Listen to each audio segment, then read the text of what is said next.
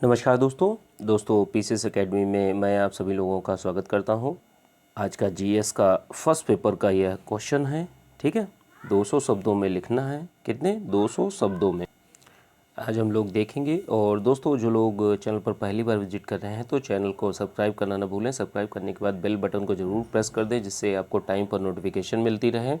और दोस्तों, आप लोगों को मेरा कार्य अच्छा लग रहा है तो लाइक और शेयर ज़रूर करें। शेयर आप लोग फेसबुक और व्हाट्सएप ग्रुप जो भी आपके फ़ोन में है उसके माध्यम से कर सकते हैं, जिससे दूसरे लोगों को भी ये फ़ायदा मिल सके। चलिए स्टार्ट करते हैं। आज का प्रश्न देखते हैं। आपको बहुत ही ध्यानपूर्वक इस प्रश्न को पढ़ना है और पढ़ने के बाद जितने भी फैक्ट बताए गए हैं उनको जोड़कर और अपनी तरफ से कुछ ऐड करके आप लोग एक बेहतरीन उत्तर लिखिए। और लिखने के बाद इस व्हाट्सएप नंबर पर आप लोग सेंड कर सकते हैं। और फिर मैं टेलीग्राम पर पीसीएस एकेडमी का चैनल है, ग्रुप है, तो उस पर मैं सेंड कर दूंगा, जिससे आप लोगों को सभी के आंसर आप लोग देखिए। ठीक है, अपने से तुलना करिए, कौन सी चीज़ बेहतर है, कौन सी चीज़ क्या कमी है, तो उन सारी चीज़ों को आप लोग देख सकते हैं। प्रश्न क्या है दोस्तों? आज का प्रश्न है कि एक उपनिवेश के रूप में अंग्रेजों के विरुद्ध किए गए स्वतंत्रता संग्राम को अमेरिकी क्रांति के नाम से जाना जाता है, जबकि इतिहासकार भारतीय स्वतंत्रता संग्राम को क्रांति नहीं कहते। ठीक है, तो ये प्रश्न है और इसको आप लोगों को बताना है। ठीक है, समझना है कि जो अमेरिकी क्रांति है उसको क्रांति कहते हैं, लेकिन जो भारतीय स्वतंत्रता संग्राम है उसको क्रांति क्यों नहीं कहा जाता। तो इस प्रश्न का आप लोगों को उत्तर देना है और बहुत ही अच्छी तरीके से आप लोग प्रश्न को समझिए कि क्या चीज़ पूछी जा रही है। ठीक है, तो ये समझने के बाद अब सबसे पहली बात तो यही है, तो सबसे पहली बात तो यही समझनी होगी आप लोगों को कि क्रांति, देखिए क्रांति क्या होती है। ठीक है, क्रांति विद्रोह, विद्रोह और आपका आंदोलन, आंदोलन, तो इन तीनों में डिफरेंस क्या होता है यह आपको जानना है, ध्यान रखिएगा। तो सबसे पहले हम लोग डिफरेंस देखेंगे तीनों में डिफरेंस क्या है। सबसे पहले देखते हैं विद्रोह। विद्रोह किसे कहते हैं? ठीक है, विद्रोह किसे कहते हैं इसको आप लोग समझिए। विद्रोह वो होता है दोस्तों कि अपना असंतोष प्रकट करने के लिए किया गया कार्य। हम किसी बात पे असंतोष है, हमने एक छोटा सा विरोध कर दिया, करने के बाद काम खत्म। तो एक नॉर्मल बोलचाल की भाषा में कोई भी एक छोटी सी घटना घटी तो उसके उपलक्ष्य में हमने क्या किया, थोड़ा सा विरोध कर दिया, तो वो एक असंतोष प्रकट किया हमने कि ये चीज़ गलत है। बस इसमें ना कोई दिशा होती है ना दशा होती है, किसी भी प्रकार से इसमें कोई परिणाम नहीं निकलता। बस विरोध हमने प्रकट कर दिया, विरोध असंतोष हमने अपने लफ्ज़ों में या किसी और माध्यम से हमने बयां कर दिया, तो यह आपका विद्रोह होता है। ठीक है, क्रांति क्या होती है समझिएगा, क्रांति क्या होती है। ठीक है, क्रांति के बारे में समझते हैं कि क्रांति आखिर होती क्या है। अब समझते हैं क्रांति, क्रांति ये होती क्या है। ठीक है, क्रांति देखिए किसी भी, जैसे जो असंतोष था, असंतोष को प्रकट करने का एक तरीका है, लेकिन इसमें क्या चीज़ें होती हैं कि ये बल के माध्यम से होती है। ठीक है, किसी भी चीज़ को बल के माध्यम से हमने असंतोष को प्रकट किया, इसमें दिशा भी होती है और एक दशा भी होती है कि हमें किस तरीके से, एक प्लानिंग होती है और असंगठित होती है। इतना ध्यान रखिएगा, असंगठित चीज़ें होती हैं। ठीक है, तो क्रांति आपकी यह असंगठित रूप में होती है, दिशा होती है, ठीक है, दशा होती है और बल का प्रयोग किया जाता है, हिंसा का प्रयोग होता है और इसमें एक परिणाम निकलता है। ध्यान रखिएगा, इतनी सारी चीज़ें होती हैं आपकी क्रांति में। अब अगला फैक्ट क्या है? अगला फैक्ट है आंदोलन। तो आंदोलन क्या होता है इसको जान लेते हैं। तो सबसे बड़ी बात यही है आंदोलन में कि ये एक संगठित होता है, संगठित होता है, संगठित होता है। ठीक है, यह संगठित होता है। ठीक है, संगठित, और इसमें दिशा भी होती है, नेतृत्व भी होता है और हो भी सकता है और नहीं भी हो सकता। ठीक है, बहुत से ऐसे मूवमेंट हुए हैं, आंदोलन हुए हैं जिनमें कोई नेतृत्व नहीं है, जैसे भारत छोड़ो आंदोलन। तो कुछ चीज़ों में इसमें क्या होता है कि नेतृत्व हो भी सकता है और नहीं भी हो सकता, ध्यान रखिएगा, हो भी सकता है और नहीं भी हो सकता, संगठित होता है, ध्यान रखिएगा। और आंदोलन, कुछ आंदोलन हिंसात्मक भी होते हैं, कुछ आंदोलन जो होते हैं हिंसात्मक नहीं होते हैं, ठीक है, इतना ध्यान रखिएगा। और दोस्तों आंदोलन हमारे यहाँ जैसे बहुत से हुए हैं, जैसे स्वदेशी आंदोलन हो गया, असहयोग आंदोलन हो गया। तो आंदोलन, क्रांति और विद्रोह तीनों में अलग अलग डिफरेंस है। इन चीज़ों को आप ध्यान रखिए, इस प्रश्न में बहुत ज़रूरत पड़ने वाली है। अगर ये चीज़ें आपके दिमाग में क्लियर होंगी कि हाँ, जो आपका आंदोलन होता है, आंदोलन संगठित होता है, क्रांति असंगठित होती है, जो आंदोलन है यह हिंसात्मक भी हो सकता है और हिंसात्मक नहीं भी हो सकता है, तो दोनों टाइप के आंदोलन हो सकते हैं, ठीक है, इतना ध्यान रखिएगा। और क्रांति जो होती है, क्रांति बल के आधार पर कार्य करती है, हिंसात्मक होती है और हिंसा के अनुसार परिणाम देती है, ठीक है। तो इतनी चीज़ों को ध्यान रखिए। विद्रोह क्या है? विद्रोह असंतोष को प्रकट करता है, किसी भी व्यक्ति का असंतोष प्रकट करता है, ठीक है। अब इन सब चीज़ों को देख लीजिए, अब इन सब चीज़ों का यूज़ पढ़ने वाला है। जैसे अब इन्होंने क्वेश्चन में क्या बोला गया है कि अमेरिकी क्रांति, देखिए प्रश्न में जो पूछा गया है मेनली आपको वही चीज़ें बतानी हैं कि भारतीय स्वतंत्रता संग्राम को क्रांति क्यों नहीं कहा जाता, ठीक है, भारत की क्रांति क्यों नहीं कहा जाता, तो इसी पे आप लोगों को बात करनी है, ज़्यादा इधर उधर भटकना नहीं तो अमेरिका की क्रांति पर अगर आप लिखना चालू कर देंगे तो 1000 वर्ड केवल अमेरिकी क्रांति पर आप लिख सकते हैं, नो डाउट। लेकिन जो कीवर्ड है, कीवर्ड को आप लोगों को लिखना है, ध्यान रखिएगा। तो अब हम लोग दोनों को देखेंगे। जैसे स्वरूप, भारत में अमेरिका में जो क्रांति होती है वो क्रांति 1775 से 1783 के बीच में होती है और हिंसात्मक होती है, पूरी की पूरी हिंसा के बल पर परिणाम लाया जाता है। अमेरिका आज़ाद होता है ब्रिटेन से, ध्यान रखिएगा, ब्रिटेन से, ठीक है। अब भारत क्या है? भारत एक प्रक्रिया के तहत इनको अधिकार या जो भी चीज़ें हैं ये धीरे धीरे मांग के स्वरूप, और कुछ चीज़ों में हिंसात्मक प्रकृति भी अपनाई गई। तो ये चीज़ें एक 1773 से लेके 1947 तक की चीज़ें, लेकिन इसमें जो भारत का स्वतंत्रता संग्राम था इसको हिंसात्मक नहीं था, कुछ कुछ चीज़ें थी हिंसा के रूप में घटित हुई, लेकिन बाकी हिंसात्मक नहीं था, ठीक है। परिणाम इसका भी निकला, लेकिन यहाँ पर चीज़ें मांगी गई थी, चीज़ों की मांग की गई थी और उन्होंने प्रदान करी। लेकिन अमेरिका के संविधान में ऐसा नहीं था। अमेरिका के संविधान में दोस्तों होता क्या है कि बहुत से असंतोष पैदा होते हैं और उसके बाद उनका रोष प्रकट होता है, लोग विरोध करना चालू कर देते हैं, दास्ता के विरुद्ध, आपके जो टैक्स लगाए जाते हैं उसके विरुद्ध।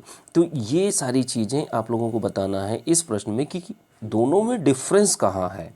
भारत में जैसे देखिए अधिकारों के रूप में देख लेते हैं, तो अधिकारों में क्या होता था कि अमेरिका में जो थे अधिकारों को प्रदान करने की जो पक्ष दिया गया था वो हॉब्स, लॉक और जो वहाँ के विचारक थे, इनका प्रभाव इस क्रांति में बहुत ज़्यादा पड़ा। इन्होंने तर्कवाद की बात की, एक मानवता की बात की, प्रकृति के जो अधिकार हैं, एक जीवन जीने के अधिकार और प्रसन्न होने का अधिकार, अगर हमने जीवन जन्म लिया है तो हमें खुश होने का भी अधिकार होना चाहिए, हमें रहने का अधिकार होना चाहिए। और तर्कवाद की बात की कि तर्कवाद है क्या, क्यों ज़रूरी है, किसी बात को अगर हम मानते हैं तो क्यों मानना चाहिए, ठीक है। तो ये सारी चीज़ें आप लोगों को पॉइंट बताने हैं, क्योंकि अगर एक एक चीज़ पे अगर बोलना चालू कर देंगे तो आप बहुत ज़्यादा हो जाएगा। और लिखना कितना है आपको? 200 वर्ड ही लिखने हैं। तो आपको की वर्ड का सहारा लेते हुए, जो की पॉइंट्स हैं उनका सहारा लेते हुए अपने शब्दों में पिरोकर लिखना है, ठीक है।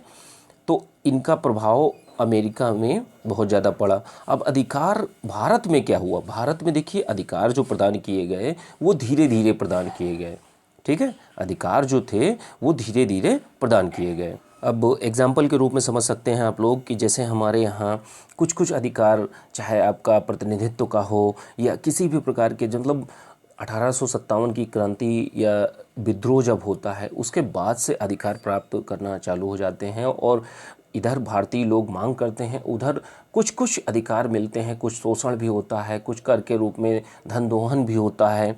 तो ये एक प्रक्रिया के तहत होता चला जाता है और लास्ट में लोगों का विरोध, स्वाधीनता की मांग 1947 में पूरी होती है जाके।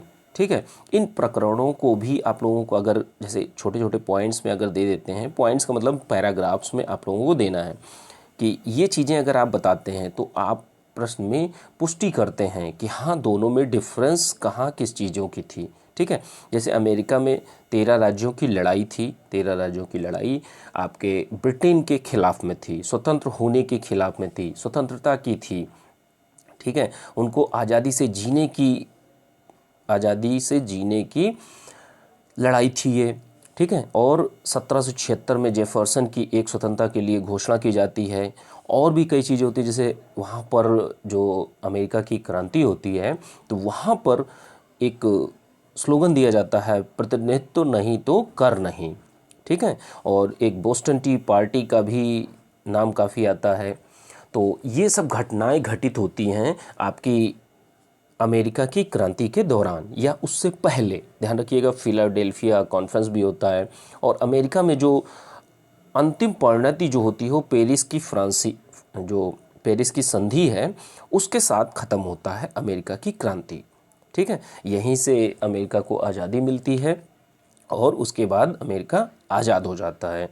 अब भारत में क्या है, 1857, इससे पहले क्या होता है, शोषण का दौर चलता है, बहुत सारे टैक्स सिस्टम लाए जाते हैं, स्थायी बंदोबस्त और जमींदारी, महलवारी, तो ये बहुत सारे सिस्टम लाए जाते हैं जो भारत में बहुत सारे तरीके से इम्पोज किया जाता है। यहाँ के उद्योगों को नीचा किया जाता है, उनको बढ़ने नहीं दिया जाता और यहाँ से धन का दोहन किया जाता है। बहुत सारे विचारक, दादा भाई नौरोजी, आर.सी. दत्त, तो सभी लोगों ने लिखा भी है कि हाँ यहाँ से धन का दोहन किया जा रहा है। ठीक है, तो इसी के खिलाफ धीरे धीरे जनता का रोष बढ़ता है। 1857 की घटना घटित होती है। उसके बाद क्या होता है, आपका स्वदेशी आंदोलन चलता है 1905 में। ठीक है, 1905 में स्वदेशी आंदोलन चलता है। उसके बाद में आपका असहयोग आंदोलन 1920 में चलता है, सविनय अवज्ञा आंदोलन चलता है। उसके बाद में भारत छोड़ो आंदोलन, क्विट इंडिया मूवमेंट जो चलता है वो 1942 में चलता है और लास्ट में जाके एक स्वाधीनता संग्राम जो स्टार्ट होता है। स्वाधीनता संग्राम 1942 के बाद से एक मंत्रिमंडलीय प्रणाली और सारी चीज़ों की एक संविधान सभा, सारी चीज़ों की भारत के पक्ष में ब्रिटेन देता है। ठीक है, तो ये एक प्रक्रिया, एक प्रोसेस के तहत चीज़ें आती हैं। मांग की इन्होंने, उसके लिए कुछ असंतोष व्यक्त किया, इनको प्राप्त हुई। लेकिन अमेरिका की क्रांति जो थी, अमेरिका की क्रांति में हिंसात्मक रूप में चीज़ें ली गईं। ठीक है, और यहाँ पर जो भारत का स्वाधीनता संग्राम था, तो यहाँ पर क्या था, यहाँ पर गांधी जी के प्रयासों से, बहुत सारे लोगों के प्रयासों से स्वाधीनता प्राप्त हुई हम लोगों को। ठीक है, हमारा देश स्वतंत्र हुआ। सत्य और अहिंसा और बहुत सारे, सुभाष चंद्र बोस और जवाहरलाल नेहरू, सरदार वल्लभ भाई पटेल, सभी लोगों के प्रयास से स्वाधीनता को प्राप्त हुए। यहाँ पर उतना हिंसात्मक रूप नहीं हुआ। ठीक है, इसीलिए लोग क्रांति नाम नहीं देते हैं। अब देखिए, क्रांति जो है, क्रांतियों के द्वारा, अमेरिका की क्रांति में क्या हुआ, अमेरिका की क्रांति जो हुई थी उस क्रांति के द्वारा ही अपने देश को आज़ाद कराया गया, उसमें और कोई भी फैक्ट नहीं था। ठीक है, लेकिन यहाँ पे क्या है, आंदोलन, विद्रोह और ब्रिटिश लोगों के द्वारा अधिकारों का दिया जाना, तो ये सारी कार्य यहाँ पर किए जाते हैं। ठीक है, ब्रिटेन या ब्रिटिश के द्वारा भारत के लिए। तो ये सारी चीज़ें आप लोगों को अपने शब्दों में पिरोकर बोलनी है और कुछ ग्रेट लीडर्स की लाइन आपको पैराग्राफ्स में लिखना है, पॉइंट में मत लिखिएगा। ठीक है, और हो सके तो कहीं किसी कोट्स के माध्यम से आप लोग क्वेश्चन को स्टार्ट कर सकते हैं। या अब देखिए, एक क्वेश्चन में आपके 3 कोट्स तो पढ़े हुए होने चाहिए, एक इंट्रोडक्शन पार्ट में, दूसरा बॉडी पार्ट में और तीसरा कंक्लूजन पार्ट में। तो उससे, और कंक्लूज़न आपका बेहतरीन होना चाहिए और जो इंट्रोडक्शन होना चाहिए वो सबसे बेहतरीन होना चाहिए, क्योंकि यही सबसे ज़्यादा इम्पॉर्टेंट होता है। ठीक है, तो आपको चीज़ों को समझकर जो क्वेश्चन में पूछा गया है उसी के अकॉर्डिंग आप लोगों को बताना है। और स्टार्टिंग में मैंने आपको बताया भी था विद्रोह, क्रांति और आंदोलन में डिफरेंस। ठीक है, तो अपने यहाँ भारत में जो स्वतंत्रता मिली वो आंदोलनों के माध्यम से मिली है। क्रांति, विद्रोह, छोटे छोटे विप्लव होते रहे हैं, लेकिन जो मेन मुद्दा है यहाँ हिंसात्मक व्यवस्था उतनी नहीं रही लेकिन उतनी नहीं रही जितना कि अमेरिकी क्रांति जो रही। ठीक है, तो ये प्रश्न था, इसको आप लोगों को लिखना है 200 शब्दों में। देखिए लिखने के लिए बहुत कुछ है, आप लिख भी सकते हैं, लेकिन आपको एक सीमा दी गई है, शब्द सीमा दी गई है, तो उसको ध्यान में रखते हुए आप लोगों को लिखना है। 200 शब्दों में आप लोगों को इस प्रश्न का उत्तर देना है। और व्हाट्सअप ये मेरा नंबर है, तो इस पर आप लोग लिख कर मुझे सेंड करिए, तो मैं पीसीएस एकेडमी के टेलीग्राम चैनल पर, ग्रुप पर मैं आप लोगों को सेंड कर दूंगा और सभी के आंसर आप लोग देखिए। ठीक है, चलिए अब आज का सेकंड प्रश्न देखते हैं। जीएस सेकंड पेपर का है और ये क्वेश्चन नंबर 23 है। ठीक है, 23वां प्रश्न है। अभी तक हम लोगों ने 22 प्रश्न देख लिए हैं, 23वां प्रश्न अब हम लोग देखेंगे, 200 शब्दों में देखेंगे। ठीक है, और ये जितने भी प्रश्न हैं दोस्तों आईएएस मेंस में 2018 में आए हुए हैं। कुछ अलग से भी मैं लाता हूँ आप लोगों के लिए कि जैसे कुछ इजी, कुछ हार्ड और कुछ बहुत हार्ड। तो उससे क्या होगा, सारे क्वेश्चनों से आप अच्छे से रूबरू हो लेते हैं और आपकी लेखन शैली में बेहतरीन सुधार होगा। ठीक है, जो लोग बहुत दिनों से लिख भी रहे हैं, आप अपने अंदर खुद झांक के देखेंगे कितना अच्छा फील होता होगा जब आप क्वेश्चन लिख के दिखाते हैं। और बहुत से लोग होते होंगे, मुझे इससे कोई प्रॉब्लम नहीं कि आप लोग नहीं दिखाते, कार्यों को करते रहिए। कम से कम आप नहीं दिखाते तो कम से कम दूसरों के देखते ज़रूर रहिए। आप लोग पीसीएस एकेडमी का टेलीग्राम चैनल ज़रूर ज्वाइन कर लीजिए। ठीक है, पीसीएस एकेडमी का टेलीग्राम चैनल है और टेलीग्राम पर, तो उसको ज़रूर ज्वाइन कर लीजिए। कम से कम दूसरों के आंसर तो देख लीजिए। ठीक है, और दिखाइए भी, मुझे भी लगता है दिखाइए, लेकिन जो लोग नहीं भी दिखा रहे हैं, मुझे पता है बहुत सारे लोग लिख भी रहे हैं लेकिन दिखाते नहीं है, तो कोई दिक्कत नहीं है। आप लोग लिखिए, कम से कम अपने प्रति ईमानदार रहिए, अच्छे से तैयारी करिए। ठीक है, अब आज का सेकंड प्रश्न देख लेते हैं। भारत में स्थानीय शासन के भाग के रूप में पंचायती प्रणाली के महत्व का आकलन करना है। ठीक है, और सेकंड पार्ट क्या है, जो स्थानीय विकास होता है। ठीक है, विकास के लिए पंचायती सरकारें अनुदान के अलावा, जैसे जो सरकार का अनुदान होता है, उसके अलावा किन किन स्रोतों को खोज सकती है, आपको आगे की राह बतानी है। ठीक है, तो इस क्वेश्चन को आप लोगों को अच्छे से समझना है और समझिए, ये यूपीएससी 2018 का मेंस का प्रश्न है। ठीक है, यूपीएससी मेंस 2018 आईएएस का बोल रहा हूँ। एक लोग मुझे कमेंट करके बोलते हैं कि ये प्रश्न आया ही नहीं, एक लास्ट वाले वीडियो में मैंने बोला था। अब मैं बोलता हूँ यूपीएससी उनको समझ में आता है, यूपीपीएससी अब समझ में नहीं आता वो कौन से चैनल वाले हैं या स्टूडेंट है, समझ में नहीं आता मेरी। ठीक है, कोई बात नहीं, होते हैं ऐसे लोग भी होते हैं, क्या कर सकते हैं। तो इस प्रश्न को आप लोग खुद देख लीजिए ना, यूपीएससी मेंस 2018 के प्रश्न आप लोग खुद उठा के देखिए। और मैं ये सोच रहा हूँ कि जैसे जो आईएएस के क्वेश्चन हैं उनको तो कम से कम कंप्लीट कर लीजिए बहुत अच्छी तरीके से, और पीसीएस के भी हम लोग कंप्लीट कर लेंगे। ठीक है, तो दोनों को कंप्लीट करते हुए आईएएस और पीसीएस दोनों के क्वेश्चन को हम लोग कंप्लीट करेंगे। दो भी प्रश्न हैं, उनको आंसर राइटिंग, जितने भी पुराने प्रश्न मिल जाएं आपको, जहाँ से भी मिलते हैं समझ में आता है, आप लोग लिखते रहिए ज़्यादा से ज़्यादा वर्तमान परिप्रेक्ष्य में। ठीक है, तो यह प्रश्न है आज का, भारत में स्थानीय शासन के भाग के रूप में पंचायती प्रणाली के महत्व का आकलन कीजिए और विकास के लिए पंचायती सरकारें अनुदान के अलावा किन किन स्रोतों को खोज सकती हैं। और दोस्तों देखिए, पंचायती राज प्रणाली के बारे में जैसे आप एक आंसर है, एक आंसर को दो भागों में बांटिए, 1/3 और 3/4। तो 1/3 में आपको पहले पार्ट में लिखना है और 3/4 जो मेन मुद्दा है वो ये है, जो सेकंड पार्ट है वही मेन है, वही एग्जामिनर पूछना भी चाह रहा है आपसे, कुछ चीज़ें जानना चाह रहा है कि पंचायती राज प्रणाली के बारे में आप थोड़ा बहुत जानते हैं, और अन्य स्रोत जो मुख्य मुद्दा है, आप अधिकारी बनेंगे, अधिकारी बनने के बाद आपको ये चीज़ें अगर सजेशन में देनी होंगी तो आप पता होना चाहिए पहले से। ठीक है, तो पंचायती राज प्रणाली के बारे में पहले जान लेते हैं कि पंचायती राज प्रणाली की जो शुरुआत की गई थी हमारे देश में 1957 1957 में बलवंत राय मेहता की सिफारिश पर स्टार्ट किया गया था और नागौर राजस्थान से इस प्रणाली की नींव पड़ी थी, ध्यान रखिएगा। अब पंचायती राज प्रणाली होती क्या है? जो हमारे ग्राम पंचायत, क्षेत्र पंचायत और जिला पंचायत, तो ये त्रिस्तरीय प्रणाली है और त्रिस्तरीय प्रणाली की जो सिफारिश की थी बलवंत राय मेहता जी ने की थी। और संविधान में जो दिया गया है संवैधानिक दर्जा, वो 73वें संशोधन के द्वारा ग्राम पंचायत को, 74वें संविधान संशोधन के द्वारा जो शहरी नगर पंचायत होती हैं उनको दिया गया है। अब इनका काम क्या होता है? इसमें होता क्या है कि लोगों की सक्रिय भागीदारी होती है। जैसे ग्राम पंचायत होती है तो ग्राम पंचायत में ग्राम के लोग आपस में बैठकर जो समस्याएं होती हैं, विकास की बातें होती हैं, क्या चीज़ होनी चाहिए, आगे की चीज़ें होनी चाहिए, और जो जन भागीदारी होती है उसको सुनिश्चित करती है। और गांव के जितने भी विकास कार्यक्रम होते हैं उनके निर्माण में गांव के सभी लोग भाग लेते हैं।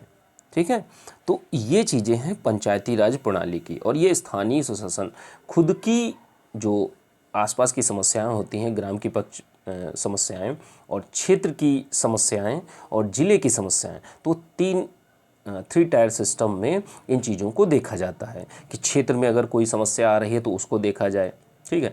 ज़िले में अगर कोई समस्या आ रही है तो उसको देखेगा जिला पंचायत अध्यक्ष। तो इसी तरीके से आपका शहरों में भी होता है और गाँव में भी होता है। तो यही बात है कि पंचायती राज प्रणाली जो है वह सरकार अनुदान देती है, ठीक है। सरकार अनुदान देती है योजनाओं के लिए, बहुत सारी चीज़ों के लिए पैसा देती है। लेकिन इसमें एक अच्छी बात पूछी गई है, जो सेकंड पार्ट है, सेकंड पार्ट में यही पूछा गया है कि अपने ग्राम या क्षेत्र या ज़िले के विकास के लिए जो लोकल बॉडीज़ होती हैं, ठीक है, तो पंचायती सरकारें जो होती हैं वो अनुदान के अलावा किन किन स्रोतों को खोज सकती हैं।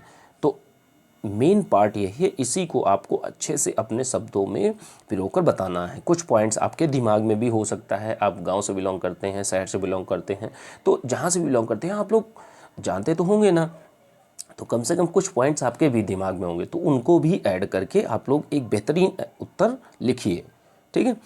तो अन्य स्रोत क्या हो सकते हैं? जैसे जो विकास के लिए जो पंचायती राज प्रणाली है या पंचायती सरकारें हैं, तो उनके वित्तीय स्रोत कौन कौन से हो सकते हैं?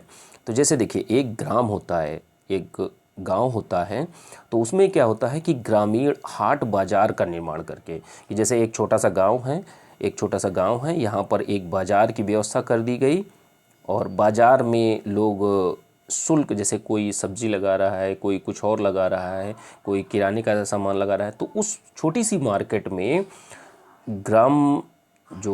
ग्राम पंचायत है वह शुल्क लगा सकती है और एक अन्य साधन के रूप में एक अपने वित्तीयन की व्यवस्था कर सकती है।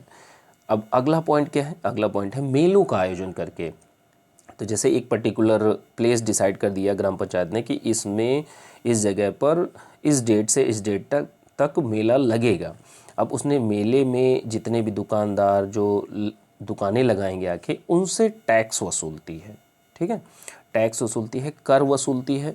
तो उससे क्या होगा, ये एक अन्य स्रोत ग्राम पंचायत का बन जाएगा, ठीक है। तीसरा पॉइंट क्या है?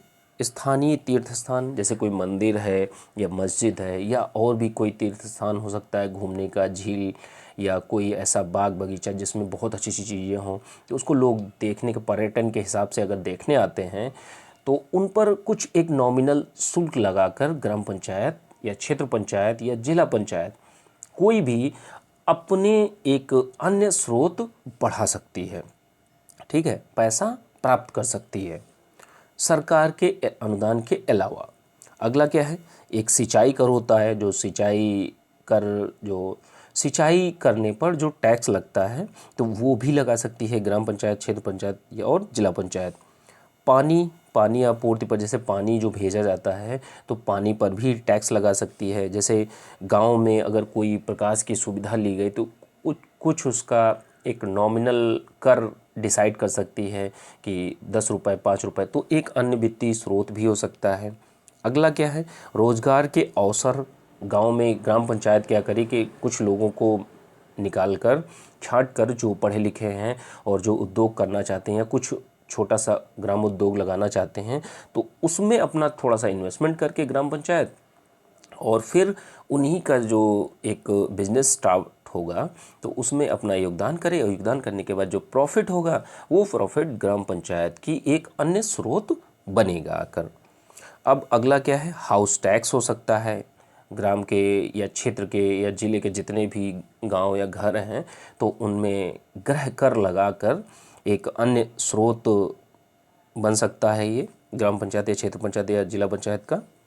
अगला क्या है, कृषि स्रोत जितने भी हैं तो उनमें भागीदारी करके तो ग्राम पंचायत अपनी एक अन्य वित्तीयन का स्रोत बना सकती है। कैसे, देखिए कि जैसे कोई फसल है, फसल उगाने में हमने थोड़ा सा इन्वेस्टमेंट किया, ग्राम पंचायत ने थोड़ा सा पैसा लगा दिया, पहले तो लगाया, और गांव के ही आदमी मिलकर आधा पैसा उसने लगा दिया।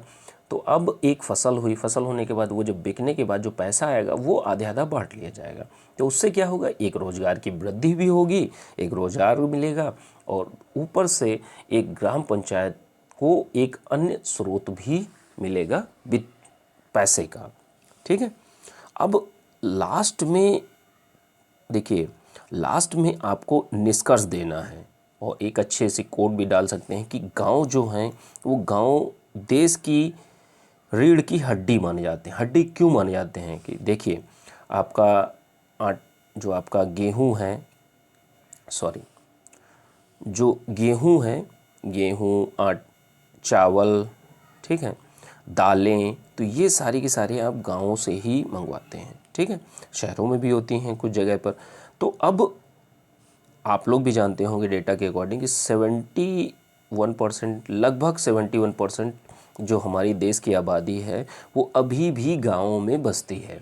इसीलिए हमारे देश में जो गांव हैं देश की रीढ़ की हड्डी माने जाते हैं। ठीक है, तो इसीलिए भारत को गांव का देश भी कहा जाता है। ठीक है, किसानों का देश कहा जाता है, और यही हमारी आर्थिक समृद्धि का कारण बनेगा आगे चलकर। अभी उतना प्रगति कृषि एग्रीकल्चर सेक्टर की नहीं हो पा रही है, धीरे धीरे वो भी हो जाएगा। ठीक है, तो इन सारी चीज़ों को आपको लिखना है अपने शब्दों में पिरोकर, किस तरीके से क्या चीज़ें ठीक हो, और निष्कर्ष के रूप में आप लोगों को बताना है कि जो चीज़ स्टार्ट की गई थी पंचायती राज प्रणाली बहुत पहले, उसको हम किस तरीके से इम्प्लीमेंट कर सकते हैं, और अन्य स्रोतों के माध्यम से पंचायती राज सिस्टम जो है उसको बेहतरीन कर सकते हैं, लोगों की भागीदारी सुनिश्चित कर सकते हैं, लोगों के रोज़गार के अवसर पैदा कर सकते हैं, और एक जो गांव के लोग हैं या क्षेत्र के लोग हैं या ज़िले के लोग हैं उनके जीवन स्तर को सही कर सकते हैं। हम अपनी अर्थव्यवस्था को सुदृढ़ करने में प्रयास कर सकते हैं। सामाजिक, आर्थिक, राजनीतिक सभी तरीके से आदमी की वृद्धि होगी अगर रोजगार आर्थिक रूप से जब मजबूत हो जाएगा। ठीक है, तो अगर गांव मजबूत होंगे तो हमारा देश भी मजबूत होगा, ध्यान रखिएगा। तो दोस्तों इस प्रश्न को आप लोग अच्छे से लिखिए, और कुछ पॉइंट्स आपके भी दिमाग में आते हैं तो आप लोग उनको भी ऐड कर सकते हैं, और एक बेहतरीन उत्तर को लिखिए, और उत्तर को लिखने के बाद इस व्हाट्सएप नंबर पर आप लोग सेंड करिए। सेंड करने के बाद मैं उस उत्तर को टेलीग्राम पर चैनल पीसीएस एकेडमी, तो उस पर मैं सेंड करूंगा, और वहां से आप लोग देख सकते हैं, और आप लोगों को आंसर ज़रूर देखने चाहिए दूसरों के। ठीक है, चलिए ठीक है, ये आज के 2 प्रश्न आज हम लोगों ने देख लिए। चलिए ठीक है, थैंक यू सुनने के लिए।